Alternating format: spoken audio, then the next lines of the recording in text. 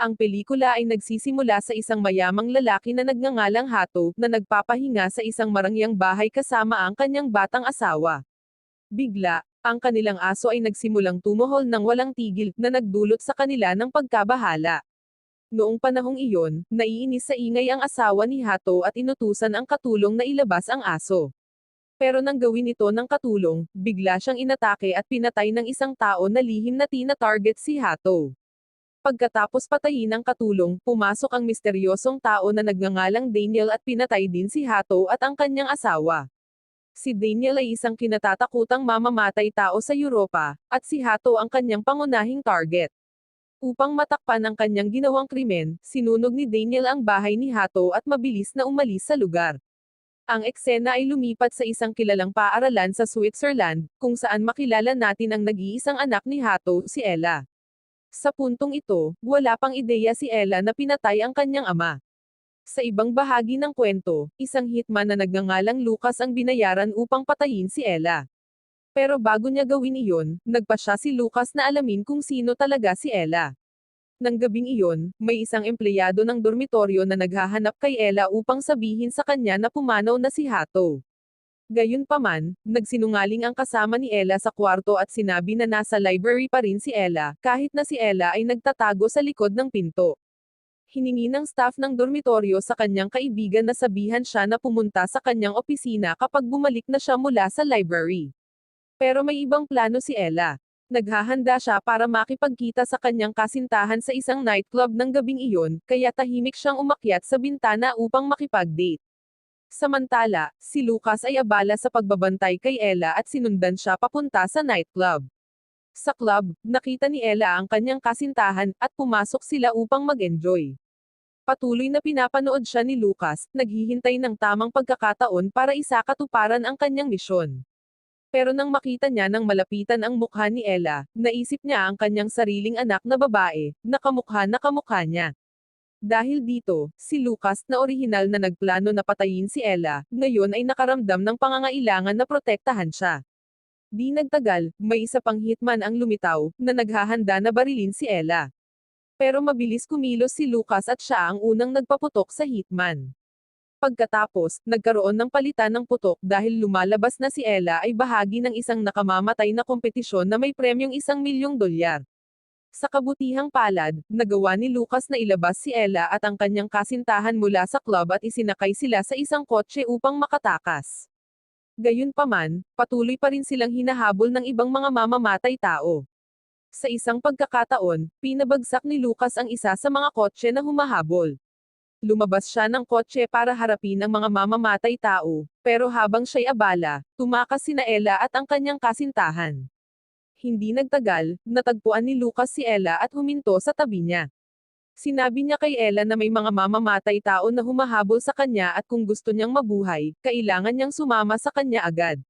Gayunpaman, hindi nagtitiwala ang kasintahan ni Ella kay Lucas at sinubukan siyang kumbinsihin na huwag sumama kay Lucas. Matapos pag-isipan ito, sa wakas ay nagpa siya si Ella na sumama kay Lucas. Habang nagmamaneho sila, tinanong ni Ella kung ang lahat ng nangyayari ay konektado sa kanyang ama. Hindi nagsalita si Lucas sa simula, nanatiling tahimik. Si Ella ay nagtanong kung bakit hindi na lang sila pumunta sa pulisya para humingi ng tulong. Sa wakas ay sumagot si Lucas, ipinaliwanag na 80% ng mga awtoridad sa bansa ay kontrolado ng mga taong gustong patayin siya. Kinabukasan, habang nasa sasakyan pa rin, nagpa siya silang huminto sa isang paradahan. Bago sila makarating, sinabi ni Lucas kay Ella na yumuko para hindi siya makita ng mga pulis. Habang nagtatago, napansin ni Ella na may syringe si Lucas na nagpapahiwatig na gumagamit siya ng ilegal na droga. Nang makarating sila sa parking lot, pinlano ni Lucas na palitan ang kanilang sasakyan ng isa pang nakaparada doon. Ipinaliwanag niya na kailangan nilang umalis ng bansa sa lalong madaling panahon gamit ang isang ruta sa hangganan na ilang oras lamang ang layo. Para maiwasang makita, sinabi ni Lucas kay Ella na magtago sa likurang upuan habang siya ay nagmamaneho. Inamin ni Ella na talagang galit na galit siya sa kanyang bagong amain at pangalawang ina. Alam niya na ang kanyang ama ay nasangkot sa ilegal na pagdadala ng droga sa buong Europa, na naging sanhi ng pagkamatay ng kanyang tunay na ina. Ngayon, naramdaman ni Ella na nasa panganib ang kanyang sariling buhay dahil sa mga aksyon ng kanyang ama. Tinanong niya si Lucas kung talagang adik siya, at inamin ni Lucas na oo. Gusto rin malaman ni Ella kung sino talaga siya, pero sinabi ni Lucas na manahimik siya dahil may mga pulis na nagche-check ng mga sasakyan sa unahan nila. Matapos silang makalusot sa police checkpoint ng ligtas, nagsalita na si Lucas tungkol sa kanyang pagkatao. Ibinahagi niya na dati siyang sarhento ng army at namatay ang lahat ng kanyang mga kaibigan sa isang labanan na nagdulot sa kanya ng matinding depresyon. Dahil dito, siya ay nalulong sa bisyo at nagdulot ito ng mga problema sa kanyang personal na buhay. Ang eksena ay lumipat sa Inglaterra, kung saan makilala natin ang isang lalaking nagngangalang Richard. Pinapanood ni Richard ang kanyang anak na nag-e-ensayo ng archer dahil gusto niyang lumaki itong matatag at walang awa. Nalaman na si Richard ang nag-hire ng mga hitman, kasama na si Lucas, para patayin ang pamilya ni Ella. Ito ay dahil ang ama ni Ella, na dating kasosyo ni Richard sa negosyo, ay nagplano na iulat ang lahat ng mga krimen ni Richard sa FBI. Di nagtagal, dumating ang isang tiwaling ahente ng FBI na nagngangalang Gina. Si Gina ay lihim na nagtatrabaho kasama si Richard at ipinaalam niya na matagumpay na napatay si Hato at ang kanyang batang asawa. Gayunpaman, iniulat din ni Gina na isa sa mga hitman, si Lucas, ay nagtaksil kay Richard sa pamamagitan ng pagkuha kay Ella, at ngayon ay wala nang nakakaalam kung nasaan sila. Binanggit ni Gina na bago namatay si Hato, nagawa niyang nakawin ang lahat ng pera ni Richard. Ito ay nagpagalit kay Richard, at inutusan niya si Gina na hanapin at patayin sina Ella at Lucas, at ibalik ang ninakaw na pera. Pagkatapos ng kanyang pakikipag-usap kay Gina, pumunta si Richard sa isang bodega sa likod ng kanyang ari-arian. Doon, ginagamit niya ang isang sibilyan na nakasuot ng protective gear upang sanayin ang kanyang mabangis na aso. Sa kabila ng pagsuot ng gear, nagawa pa ring atakihin at patayin ng aso ang sibilyan, na labis na ikinatuwa ni Richard. Samantala, 2 oras ang lumipas, dumating sina Lucas at Ella sa France. Tumigil sila sa isang bakanteng bahay na dating pag-aari ng pinakamatalik na kaibigan ni Lucas na namatay sa labanan. Sa loob, nagpasya si Lucas na tawagan si Richard. Nang sumagot si Richard, tinanong ni Lucas kung bakit gusto niyang patayin si Ella, lalo na't ang kanyang ama ang nagplano na ibulgar si Richard sa FBI. Malupit na ipinaliwanag ni Richard na ang pagpatay kay Ella ay isang babala sa kanyang ibang mga kasosyo sa negosyo na huwag magtraidor sa kanya. Sinubukan niyang kumbinsihin si Lucas na patayin si Ella, nangako ng malaking gantimpala. Gayunpaman, banta rin ni Richard na kung tatanggihan ni Lucas ang kanyang alok, hahanapin niya ang pamilya ni Lucas, lalo na ang kanyang anak na babae. Ngayon, si Lucas ay nahahati sa pagitan ng pagligtas kay Ella o pagprotekta sa kanyang sariling pamilya. Pagkatapos, kinuha ni Lucas si Ella mula sa likurang bahagi ng sasakyan at dinala siya sa loob ng bahay. Pagkapasok, humiling si Ella na gumamit ng banyo, at habang nandoon, napansin niya ang isang cellphone. Curious, tinawagan niya ang numero ng kanyang ama, ngunit sa halip na ang kanyang ama ang sumagot, si Gina, ang tiwaling ahente ng FBI ang sumagot.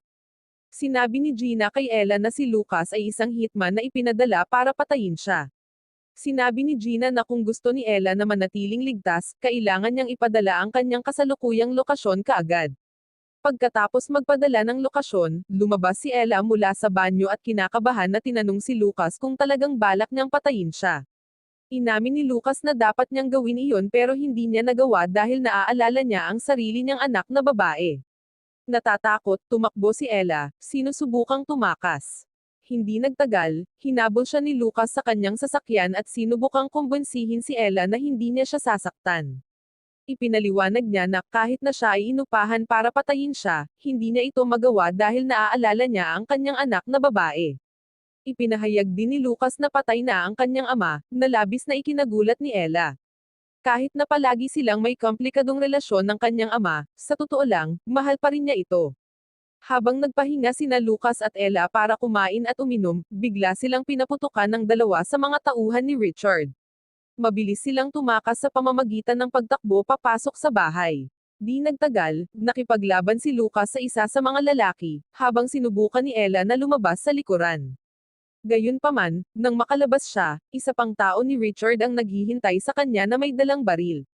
Nang malapit nang mapatay si Ella, biglang dumating si Lucas at iniligtas siya, hinihimok siyang tumakas. Habang nagmamaneho sila palayo, sinabi ni Lucas kay Ella na imaneho ang kotse habang ginagamot niya ang sugat sa kanyang hita mula sa labanan kanina. Pero si Ella, na labis na naguguluhan, ay hindi nakapag-focus at bumangga ang kotse sa gilid ng kalsada. Dahil dito, kinailangan nilang ipagpatuloy ang kanilang paglalakbay sa pamamagitan ng paglalakad. Sa wakas, nakarating sina Lucas at Ella sa isang istasyon ng tren, nagplano na umalis ng bansa. Di nagtagal, tinawagan ni Lucas ang kanyang matalik na kaibigan para salubungin sila sa susunod na hintuan ng tren. Habang naghihintay sila, lumapit ang isang pulis kay Lucas, gustong suriin ang kanyang pagkakakilanlan. Sa kabutihang palad, nakapaghanda si Lucas ng mga pekeng dokumento, kaya hindi nagduda ang pulis at pinayagan silang umalis. Habang nasa tren, dumating ang kaibigan ni Lucas, si Susan. Hiniling ni Lucas na magkita sila roon dahil kailangan niya ng tulong. Si Susan, na isa ring mamamatay tao at matagal ng kaibigan ni Lucas, ay nagpasya na gamutin ang kanyang mga sugat. Habang ginagamot ni Susan si Lucas, sinabi niya kay Ella na pumunta sa susunod na kargamento ng tren sandali. Habang naghihintay si Ella, nagsimula siyang magbalik tanaw sa mga alaala mula sa kanyang nakaraan kasama ang kanyang ama, na ngayon wala na. Pagkatapos gamutin si Lucas, nilapitan ni Susan si Ella. Binalaan niya si Ella na hindi niya mabasa ang utak ni Lucas at maaaring maging mapanganib dahil sa kanyang adiksyon at hindi matatag na mga emosyon. Sinabi ni Susan na kung gusto ni Ella na manatiling ligtas, dapat siyang bumaba sa susunod na hintuan ng tren at tumakbo palayo hanggat maaari. Matapos bigyan ng payo si Ella, bumalik si Susan kay Lucas. Bago pa man huminto ang tren, sinubukan ni Susan na ilihis ang atensyon ni Lucas para hindi siya maghanap kay Ella, kahit patinukso siya ng ilang droga. Gayunpaman, napagtanto ni Lucas na sinusubukan siyang lokouhin ni Susan, kaya pinilit niya si Susan na magsalita kung nasaan si Ella. Inamin ni Susan na kakababa lang ni Ella mula sa tren at inamin na binayaran siya ng mga tao ni Richard para ilayo si Lucas kay Ella. Nang malaman ito, agad na nagmadali si Lucas na hanapin si Ella. Samantala, sa labas ng tren, nilapitan si Ella ni Daniel, ang lalaking pumatay sa kanyang ama sa simula ng kwento. Habang malapit ng hulihin ni Daniel si Ella, dumating si Lucas, at nagkaroon ng putukan sa pagitan nila ni Daniel. Sa gitna ng kaguluhan, nagawa ni Lucas na hawakan si Ella at makatakas mula sa pagtugis ni Daniel. Pagkatapos, nagpasya silang pumunta sa England sa pamamagitan ng barko. Sa paglalakbay, tinanong ni Ella si Lucas kung sinusubukan ba niyang patayin siya.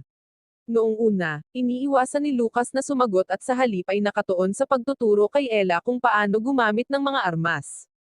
Nang patuloy na nagtanong si Ella, itinutok ni Lucas ang kanyang baril sa kanyang dibdib at sinabi sa kanya na kung hindi siya nagtitiwala sa kanya, pwede niyang paputukin ang baril ngayon mismo. Sa huli, nagpasya si Ella na pagkatiwalaan si Lucas. Pagdating sa England, dinala ni Lucas si Ella sa isang lumang bahay na pag-aari niya ngunit hindi na niya ito binisita sa mahabang panahon. Habang nandoon sila, tinanong ni Ella si Lucas kung sino ang nasa likod ng pagpatay sa kanyang pamilya. Ipinaliwanag ni Lucas na ang taong may pananagutan ay isang lalaking nagngangalang Richard, isang pandaigdigang kriminal na nagpapanggap na nagpapatakbo ng isang kumpanya ng pamumuhunan. Nais malaman pa ang tungkol dito, ginamit ni Ella ang isang computer sa bahay upang malaman ang higit pang impormasyon kay Richard at natuklasan ang pangalan at address ng kanyang kumpanya, na nagkataon na nasa England. Di nagtagal, pinuntahan ni Ella si Lucas na nahihirapan sa mga sintomas habang sinusubukan niyang malampasan ang kanyang adiksyon sa droga. Hiniling niya kay Lucas na patayin si Richard kapalit ng dobleng gantimpala at dahil siya na ngayon ang nag-iisang tagapagmana ng kayamanan ng kanyang ama. Gayunpaman, si Lucas, na sobrang nasasaktan dahil sa sintomas, ay hindi tumugon at hindi siya pinansin. Determinado na kunin ang mga bagay sa kanyang sariling mga kamay, kinuha ni Ella ang isang baril at nagpasya na pumunta sa opisina ni Richard, na malapit lang.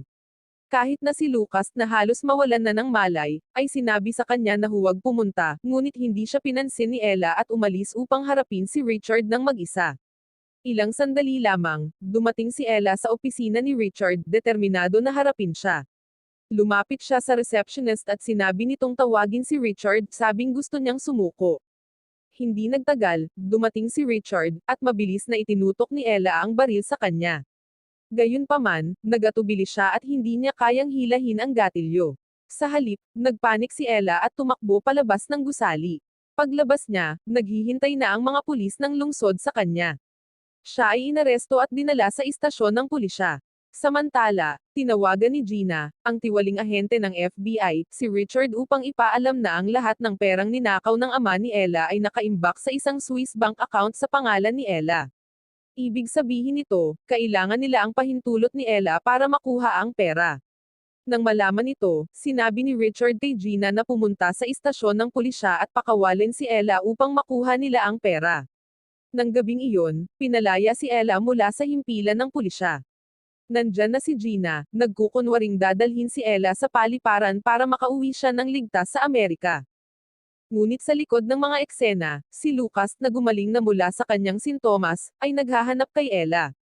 Nakita ni Lucas ang mga tao ni Richard sa isang security camera na nagtatago sa lugar kaya mabilis siyang kumilos at pinigilan sila.